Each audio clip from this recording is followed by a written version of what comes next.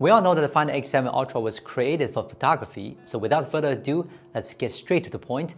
Take a look at the camera performance right now.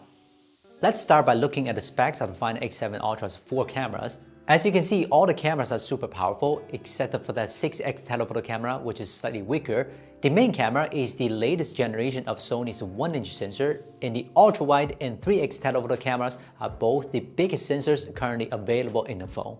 No wonder Pete Lau said at the launch event that the Find X7 Ultra will be a god in the photography field. Since OPPO says it's the god of images, of course it has to be compared to the best camera phones. Vivo X100 Pro is recently recognized as the best camera phone, so there's no argument in getting this one in the comparison.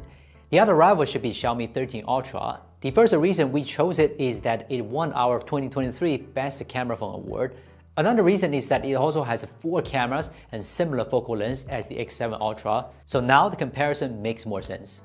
Just to be clear, their cameras have different focal lengths except for the main camera, so this comparison video is hardly 100% fair. For example, if I want to compare who is sharper in 3x photos, it's obvious that the X100 Pro must be the worst one, but with the 4.3x, it will turn out to be the best. The choice of focal length is based on the environment you are shooting in. You would never assume that the Find X7 Ultra with 6x telephoto camera is the best. The main camera on all 3 phones is 23mm, the sensor size is just as big, and the aperture difference is not too big. So the background bokeh is almost the same. In terms of color style, contrast, and exposure tendencies of the photos, the 13 Ultra and X7 Ultra are very much alike. They both produce photos with high contrast. Only the X100 Pro chose a high dynamic range, low contrast strategy, and the sharpening effect is the most obvious thing you would notice on X100 Pro.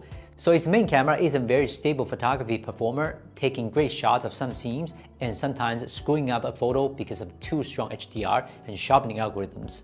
On the other hand, our protagonist, the Find X7 Ultra, has the strongest contrast of 3 phones, especially in the highlight areas. It even prefers to brighten up a little bit more.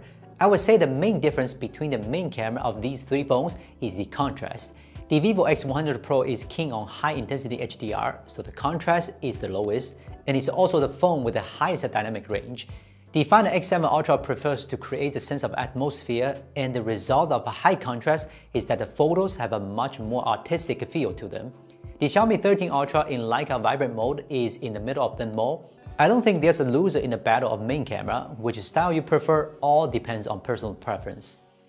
The ultra-wide camera sensor on the Find X7 Ultra is the largest of the 3 phones, but it seems that OPPO has not tuned it well. Even in lower light conditions, the X7 Ultra's photos aren't much better than the other 2. After I zoomed in and compared a lot of photos, most of the scenes are the same on all 3 phones, except for a few scenes where the X7 Ultra's clarity is a bit better, and the color style is pretty much the same as the main camera.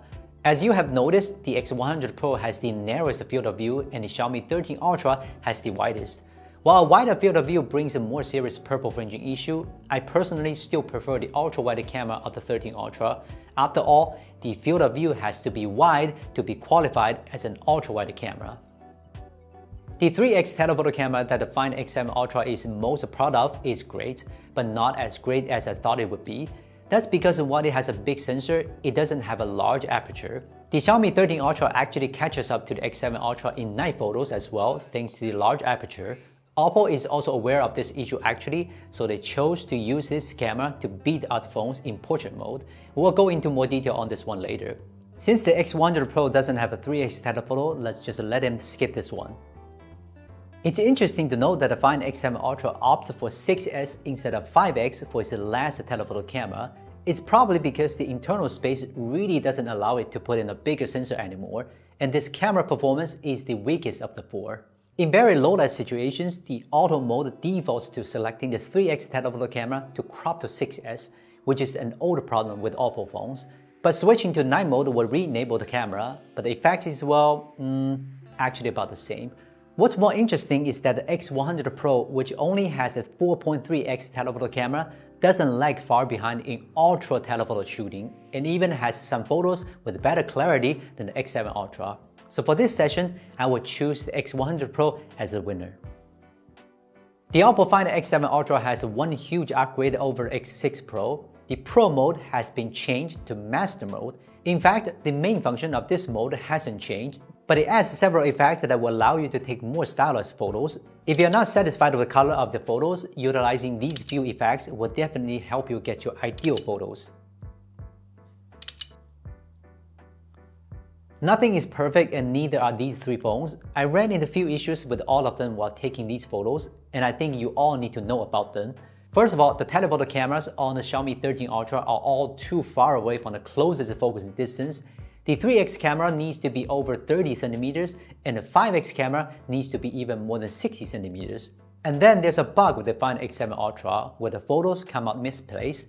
The bird is here when you press the shutter, and the shot comes out in another place. Third, only the X100 Pro has the true macro mode, even though it's taken with a telephoto camera. It's much better than the ultra-wide camera that the 13 Ultra has, and the X7 Ultra doesn't have a macro mode at all. Let's talk about portrait mode. Take a look at these three portraits, taken with the default beauty mode turned on. I'm pretty sure that Find X7 Ultra will be very popular with women. Skin tones are natural and skin flaws are covered up. What if you don't turn on the beauty mode? Then the Find X7 Ultra is even better. The X100 Pro makes me look too white, and too much sharpening makes my face look bumpy. The 13 Ultra makes me look like a zombie. I can't figure out why I'm glowing green. The X7 Ultra does a great job with both skin tones and detail, so I'd much rather take it for portrait on a daily basis. I don't know if you feel the same like I do. Although they are all flagship camera phones, they are not on the same track. It's like three runners. Although they are all racing, one is a hurdler, the second is a sprinter, and the last is a marathoner. All three phones excel at different things. The vivo X100 Pro takes more digital photos. It has the best ultra telephoto, and most of the time, it can deliver a decent photo for those of you who don't know anything about photography. The Xiaomi 13 Ultra is a very versatile phone. It can shoot everything except portrait, which is not good at. The Find X7 Ultra is pretty much the same as the 13 Ultra. It also shoots everything well and has the best 3x telephoto camera available. If you ask me to pick the best, I can't. The only thing I can tell you is to buy whichever brand you like, because a good photo will always depend on the photographer, not the phone.